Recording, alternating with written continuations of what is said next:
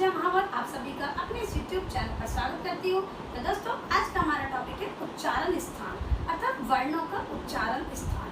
ठीक, तो ये बहुत ही इम्पोर्टेंट टॉपिक है और हम संधियाँ पढ़ रहे हैं। आपको पता है संधियों को पढ़ने के लिए उच्चारण स्थान के बारे में जानना अति आवश्यक है, इसीलिए अब हम पढ़ेंगे वर्णों का उच्चारण स्थान। ठीक है, लेकिन ये बहुत ही इम्पोर्टेंट और विशेष टॉपिक है, इसीलिए इसे पढ़ने से पहले जिसने भी मेरा चैनल सब्सक्राइब नहीं किया है जल्दी से मेरा चैनल सब्सक्राइब कर लीजिए और बेल आइकन को प्रेस जरूर कर देना, क्योंकि जब तक आप बेल आइकन को प्रेस नहीं करेंगे तो आपको लेटेस्ट वीडियो की नोटिफिकेशन नहीं मिलेगी। ठीक, तो आइए शुरू करते हैं हम वर्णों का उच्चारण स्थान। तो सबसे पहले ध्वनियों का वर्गीकरण। अब ये ध्वनि क्या होती है? ठीक, ध्वनि को क्या बोला जाता है? ध्वनि मतलब आवाज अर्थात साउंड। जब हम बोलते हैं तो क्या होता है, एक साउंड निकलता है। ठीक है, कोई भी वर्ण का जब उच्चारण करते हैं तो उसका साउंड निकलता है और जो साउंड होता है उस साउंड का जो स्थान है वो भी निश्चित होता है। आज हम उसी निश्चित स्थानों के बारे में जानेंगे। आपने देखा होगा जब हम कभी बोलते हैं तो हमारी जो जीभ है वो सक्रिय रहती है। जो भी हम वर्ण बोलेंगे तो तुरंत वो जीभ अपना जहाँ उसका स्थान है उस वर्ण का वहीं जाके टच करेगी और वो ध्वनि निकलती है और फिर हम बोलते हैं। बिना ध्वनि के तो कुछ संभव ही नहीं है, कोई भी भाषा कोई भी बोली कुछ भी हम नहीं कर सकते बिना ध्वनि के। तो आपने देखा होगा जो लोग होते हैं जैसा कि उनकी जो जिह्वा है वो ठीक तरह से काम नहीं करती है या जिसकी जिह्वा मोटी होती है, तो अक्सर क्या होता है वो जब बोलते हैं तो वो ठीक तरह से कार्य ना करने की वजह से या तो वो तोतले होते हैं और या फिर वो गूंगे होते हैं। ठीक है, लेकिन इनका क्या एक उच्चारण स्थान होता है, हर वर्ण का स्थान है। आज हम उसी के बारे में जानेंगे और सूत्र के माध्यम से हम बताएंगे आपको कि देखिए सबसे पहला है अक्कुहा विसर्जनीय नाम कंठा। ठीक, ये एक सूत्र है। अब ये स्थान दिए गए हैं। स्थान मतलब इसका क्या है, इसका उच्चारण स्थान क्या है? कंठ अर्थात कंठ। ठीक है, अब इसमें देखिए सूत्र देखिए आप ध्यान से, वर्ण हम बाद में देखेंगे। आ, ठीक, कु से अर्थ है हमारा कवर्ग। कवर्ग में जो भी वर्ण आते हैं का, ख, ग, घ, अंग, ये क्या है? विसर्जनीय और हा, ये हा और विसर्जनीय मतलब विसर्ग। ठीक है, तो इसका अर्थात इसका मतलब क्या हो गया? एक तो आ और कु का अर्थ है कवर्ग में आने वाले पांचों वर्ण और हा और क्या है? विसर्जनीय अर्थात विसर्ग। इन वर्णों का जब उच्चारण करते हैं तो उसका उच्चारण स्थान क्या है? उसका उच्चारण स्थान कंठ है। ठीक है, अब देखिए एक चीज और बताती है, ट्रिक से समझ लीजिए। ये जो उच्चारण स्थान है ये कहाँ पे कैसे है? ये क्रम वाइज है। ठीक है, देखिए मैं आपको बताती हूँ। सबसे पहले है हमारा कंठ, मैंने डायग्राम भी बनाया हुआ है, आप उसमें ध्यान से देख सकते हैं। पहले हम इसी के बारे में बता देते हैं आपको, बाद में फिर हम सूत्र देखेंगे। पहला है कंठ, तो कंठ कहाँ पे है? आप देख सकते हो, कंठ अर्थात गला। ठीक है, देखिए जब हम इनको बोलेंगे आ, अक्कु मतलब कवर्ग के पूरे पांचों वर्ण क, ख, ग, घ, अंग और हा, तो मतलब हमारी जिह्वा ने कहीं भी किसी चीज को कुछ टच नहीं किया। हमने कहाँ से बोले हैं ये वर्ण? इनका उच्चारण स्थान क्या है? कंठ। ठीक है, आप बोल के भी देख सकते हो, आप प्रैक्टिस कर सकते हो, अभ्यास कर सकते हो। इसका उच्चारण स्थान कंठ ही है, जो सबसे पहला हमारा सूत्र है। अब दूसरा नंबर पे है ईचू यसा नाम तालु अर्थात ई, ई, ई, चू, चू का मतलब चवर्ग अर्थात च, छ, ज, झ, य और क्या है? य और यशा नाम तालु, या और श ये कहाँ से बोले जाते हैं? ये तालव्य अर्थात इनका उच्चारण स्थान है तालु। अब आप सोचेंगे ये तालु कहाँ पे है ना? तो देखिए सबसे पहले कंठ आया हमारा, उसके बाद में डायग्राम में भी आप देख सकते हो आता है हमारा तालु। तालु हम कह सकते हैं कि जैसे हमारे मुंह के अंदर जैसे जीभ की छत को आप मान लीजिए, जीभ के ऊपर एक छत है। ठीक है, आप उसको तालु है, वही तालु है। देखिए आप बोल के देखिए, च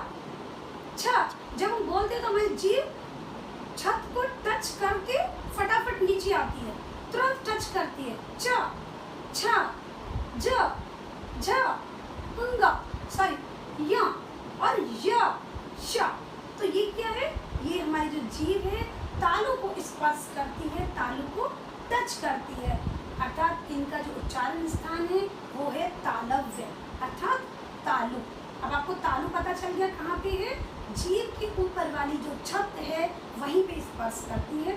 अब तीसरा हमारा सूत्र है ऋतु रसाणाम मूर्धा। ठीक, अब मूर्धा क्या चीज होती है, बच्चे कई बार कंफ्यूज हो जाते हैं। आज मैं आपको डायग्राम में भी दिखाऊंगी और सूत्र के माध्यम से भी समझाऊंगी कि मूर्धा क्या होता है। सबसे पहले मूर्धा क्या होता है ये समझेंगे। देखिए, सबसे पहले कंठ आया, मैं बार बार आपको बता रही हूँ। फिर तालु कहाँ पे है, जो जीभ के ऊपर वाली छत। अब उससे थोड़ा सा आगे आ जाइए, डायग्राम में भी थोड़ा सा आगे आएंगे। अब देखिए, जैसे कि हमारे मसूड़े, एक तो बाहर के मसूड़े होते हैं, अंदर के मसूड़े। मसूड़े से थोड़ा सा ऊपर आप देख रहे होंगे डायग्राम में, अंदर के मसूड़ों से थोड़ा सा ऊपर।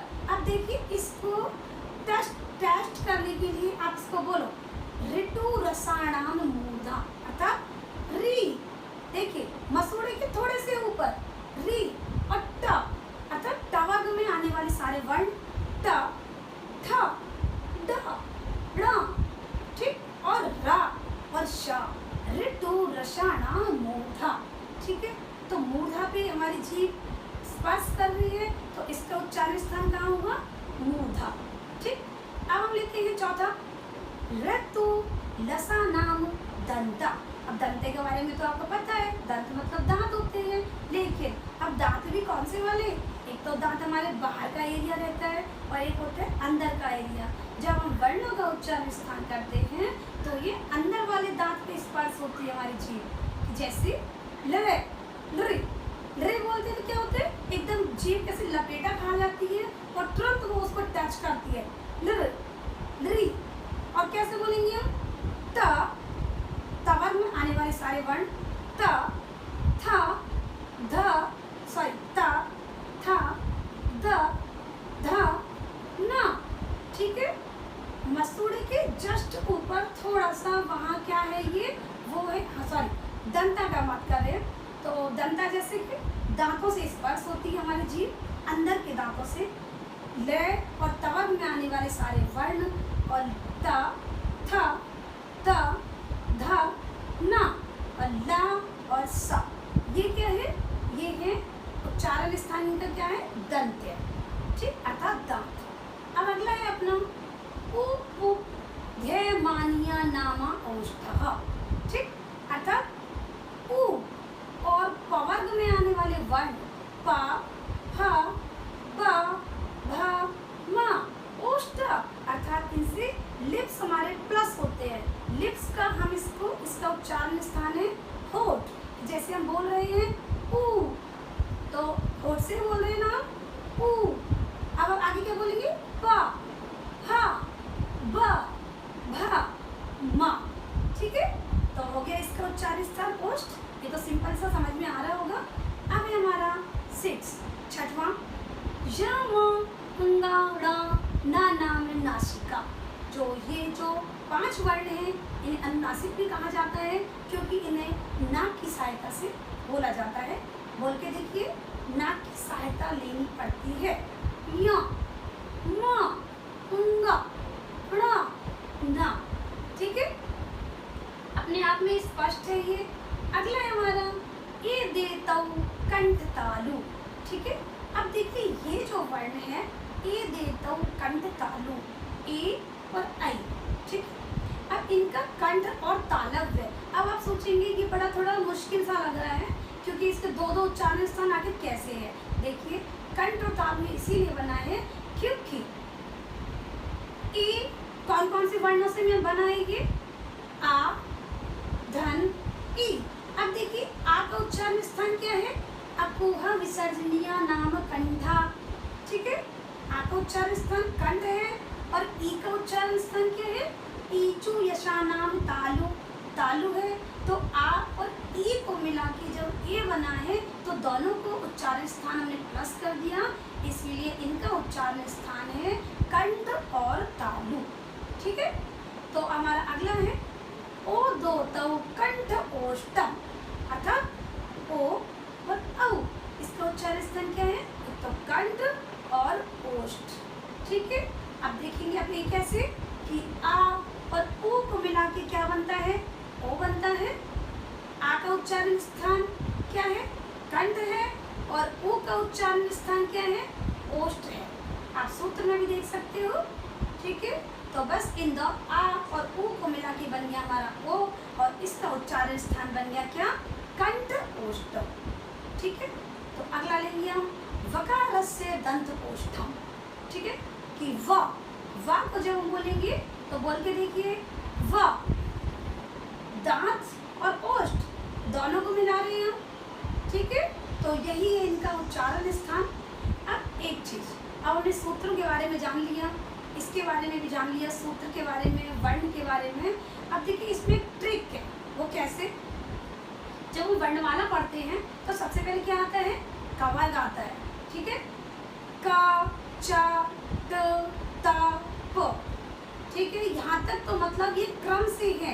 अर्थात अब आप सोचेंगे ये तो याद हो जाएगा, पहले कवर्ग की लाइन आएगी, कवर्ग चवर्ग टवर्ग तवर्ग पवर्ग, लेकिन हमको ये कैसे पता चलेगा कवर्ग का कंठ है, इसका तालव्य है, मतलब क्रम से कैसे पता चलेगा? देखिए जो क्रम है पहले से ही निश्चित है। ये हमारे महर्षि पाणिनि जी के जो सूत्रों के द्वारा व्याकरण जो पढ़ाई जाती है, वास्तव में बहुत ही ठोस व्याकरण है ये बहुत ही सारे नियम मतलब बिल्कुल देखने को मिल सकते हैं।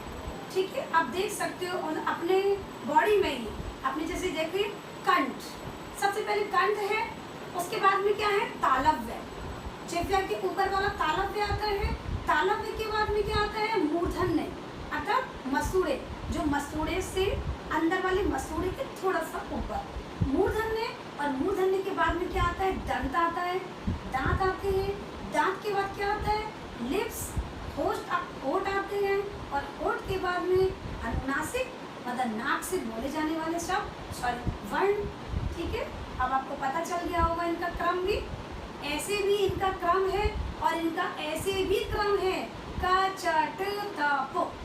ठीक है, कवर्ग चवर्ग तवर्ग और पवर्ग, और फिर है ये अनुनासिक, फिर ए देतौ कंठ तालव है, कंठ तालु, और ओ दोतौ कंठ ओष्ठम, और वकार से दंत ओष्ठम, जिह्वा मूलस्य जिह्वा मूलम। ठीक है, ये हमारा पूरा हो चुका है, और आशा है मुझे आप सभी को ये वीडियो पसंद आई होगी और उच्चारण स्थान के बारे में भी समझ लिया होगा।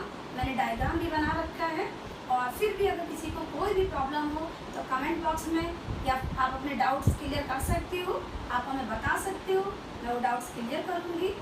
और अगली जो वीडियो होगी, ठीक है, अगली वीडियो है हमारी, जो भी हमने संधियाँ पढ़ाई हैं, व्यंजन संधि मैं आपको बाद में पढ़ाऊँगी, पहले जो भी मैंने संधियाँ पढ़ाई हैं उन सब की मैं अगली बार ट्रिक्स लेके आने वाली हूँ। सिर्फ आप शब्द को देखते ही आप बता देंगे कि इसमें कौन सी संधि है। ये बहुत ही मज़ेदार और बहुत ही अच्छा, मतलब आप उस वीडियो को बहुत पसंद करेंगे। आगे आने वाली वीडियो और बहुत कम समय की वीडियो रहेगी वो, और आप इस वीडियो को देखना बिल्कुल ना भूलें। लेकिन उस वीडियो को देखने से पहले चैनल को सब्सक्राइब करना जरूर ना भूलें, चैनल को सब्सक्राइब जरूर कर दें। ठीक है, और बेल आइकन को प्रेस कर दें, जिससे कि आपको लेटेस्ट वीडियो मिल जाए मेरी। तो बस आगे हम मिलते हैं, संधि की ट्रिक्स के बारे में जानेंगे। जब तक के लिए पढ़ते रहिए। नमस्कार।